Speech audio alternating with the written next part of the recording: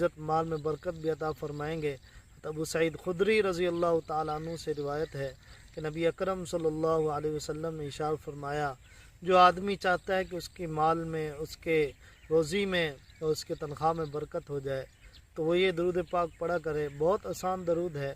अल्लाहुम्मा सल्लि अला मुहम्मदिन अब्दिका व रसूलिका व सल्लि अलल मुमिनीन वल मुमिनात वल मुस्लिमीन वल मुस्लिमात, जिसका उर्दू तर्जुमा ये है कि अल्लाह तो अपने बंदे और रसूल यानी कि मोहम्मद सल्लल्लाहु अलैहि वसल्लम पर दरूद पाक भेज और फिर तमाम मुसलमान मर्द और औरतें, मोमिन मर्द औरतों पर अपनी रहमत नाजिल फरमा।